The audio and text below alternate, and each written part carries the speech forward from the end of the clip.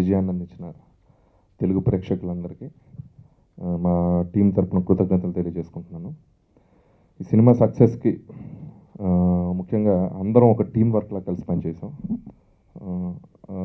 ముందుగా చెప్పాలంటే ప్రొడ్యూసర్స్ నాకు రాజు గారు ఈ కథ విన్న దగ్గర నుంచి నన్ను బిలీవ్ చేసి బడ్జెట్ సైడు ఒకటి పెరిగినా కొంచెం అనుకున్న దానికంటే ఎక్సెస్ దాటినా కూడా దాన్ని అంతే హ్యాపీగా నన్ను ఎంకరేజ్ చేశారు. సో నిర్మాతగా శిరీష్ గారు ఏ రోజు సెట్లో ఆయన ఫేస్లో ఒక వర్కింగ్ డేస్ చెప్పిన దానికంటే కూడా నేను పెంచాను. కొంచెం చిన్నపిల్లోడి హ్యాండిల్ చేయలేక వాడు, ఎందుకంటే వాడిని హ్యాండిల్ చేయడం అంత కష్టమో డాడీ చూపించారు ఒకరోజు. సో వీళ్ళందరూ సపోర్ట్ నాకు ఎంతో ఉండింది. అలాగే నా టెక్నీషియన్స్ అందరూ పేరు పేరున శ్రీరామ్, సాయి, కార్తీక్, ఇంకా ప్రకాష్ గారు, వెంకట్, ఫైట్ మాస్టర్ వెంకట్, వీళ్ళందరూ నా మీద లవ్తో పనిచేశారు. అలాగే ఆర్టిస్టులు, ముఖ్యంగా ఆర్టిస్టుల గురించి నేను చెప్పాలంటే నేను జనరల్గా ఏంటంటే సినిమా చూసేటప్పుడు చిన్నప్పటి నుంచి ఆర్టిస్టులు అంటే వాళ్ళు నాకు ఒక ఎగ్జైటెడ్ ఎలిమెంట్.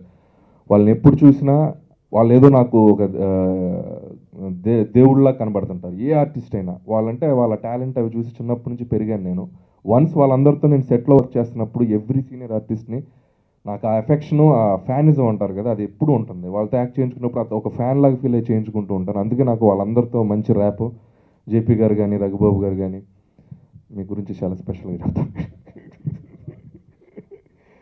సో అందరు ఆర్టిస్టులు ఎవరైతే సినిమాలో పనిచేసారో వాళ్ళందరూ నా మీద ఎంతో లవ్తో వర్క్ చేశారు. సో వాళ్ళందరికీ నేను పేరు పేరున కృతజ్ఞతలు తెలియజేసుకుంటున్నాను. అలాగే తేజ్, ఈ సినిమాలో నాకు స్టార్టింగ్ నుంచి ఎండింగ్ వరకు ఇద్దరం ఒక ఫ్యామిలీ మెంబర్స్ లాగా కలిసి వర్క్ చేసాం, బ్రదర్ లాగా. తను ఏ రోజు ఎంతో హార్డ్ వర్క్ చేశాడు, 2 సినిమాలు ప్యారలల్గా చేశాడు. తేజ్ ప్లీజ్ దయచేసి అలా ఇంకో సినిమా చేయండి. నైట్లు పనిచేసి పాపం 45 degrees ఎండలో కుర్చీలు అలా పడుకొని మొత్తం ఎంతో కష్టపడ్డాడు. సో తేజ్కి కూడా నేను స్పెషల్గా థ్యాంక్స్ చెప్తున్నాను. అలాగే రాశి కన్నా, నా బెల్లం శ్రీదేవి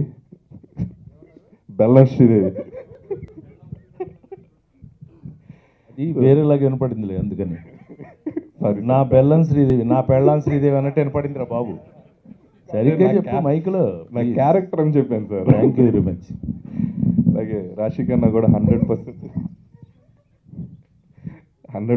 తను తన క్యారెక్టర్కి న్యాయం చేసింది. అలాగే ఇంకో ఇద్దరు ఆర్టిస్టులు స్పెషల్గా మెన్షన్ చేయాల్సింది వెన్నెల కిషోర్.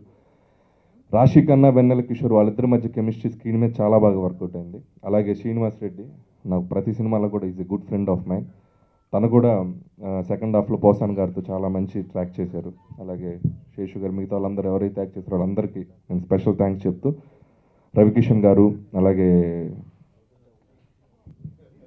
ముఖ్యంగా రఘుబాబు గారు, వాళ్ళ ట్రాక్ ఎంత వర్కౌట్ అయిందో అందరికీ తెలుసు. సో వీళ్ళందరికీ స్పెషల్గా థ్యాంక్స్ చెప్తూ, అలాగే ఇంకో వ్యక్తి గురించి చెప్పాలి, రాజేంద్ర ప్రసాద్ గారి గురించి. ఇందాక నేను శ్రీనివాస్ రెడ్డితో అన్నది, నేను నిన్న నెక్స్ట్ కథ రాసుకుంటూ ఇలా చేయబోతున్నాను అని చెప్పాను.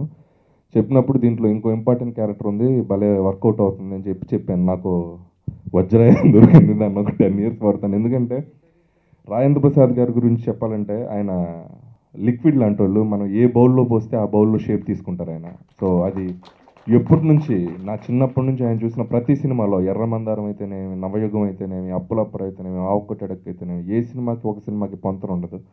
సో 100% అన్ని క్యారెక్టర్స్కి న్యాయం చేయగల గొప్ప నటుడు.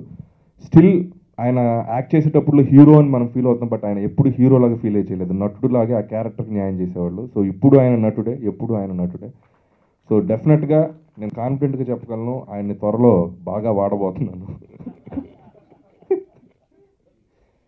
అలాగే ఇంకెవరైనా మిస్ చేసింది క్షమించండి. వన్స్ అగైన్ సినిమా నాకు సినిమా రిలీజ్ అయిన ఒక 2 రోజులు బాగా టెన్షన్ పడ్డాను. ఎందుకంటే మేము రిలీజ్ చేసినప్పుడు చాలా టఫ్ కాంపిటీషన్లో రిలీజ్ చేసాం. సమ్మర్లో అన్ని సినిమాలు బాగా స్ట్రాంగ్గా ఉన్నప్పుడు రిలీజ్ అయ్యి వాటన్నిటిని తట్టుకొని ఈరోజు 50 days వరకు రావటం అనేది నిజంగా మేమందరం చాలా హ్యాపీగా ఫీల్ అవుతున్నాం. ఆ టైంలో రాజు గారు నాకు చాలా మోరల్ సపోర్ట్ చేశారు. మేము ఆఫీస్లో కూర్చునే వాళ్ళం, తేజు నేను కూర్చొని రాజు గారు కలెక్షన్స్ చూసుకుంటుండే వాళ్ళం. రాజు గారు నీకేం టెన్షన్ పడక, నీ సినిమా సూపర్ హిట్, ఒక 4 రోజులు ఆగన్నారు. ఆయన చెప్పినట్టే 4 రోజుల తర్వాత సినిమా సూపర్ హిట్ స్థాయికి వెళ్ళింది.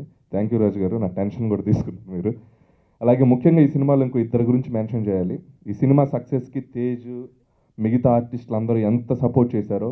మిఖాయిల్ గాంధీ, ఆ కిడ్, వాడి గురించి స్పెషల్గా మెన్షన్ చేయాలి. వాడు ఎంత బాగా చేశాడు. ఈరోజు చాలామంది నుంచి వాడు చెప్పిన డైలాగు నా స్కిన్ వైట్ కావచ్చు but my blood is Indian, ఇవన్నీ ట్రెండింగ్ అవుతూ ఉన్నాయి మనకు సోషల్ నెట్వర్క్లో.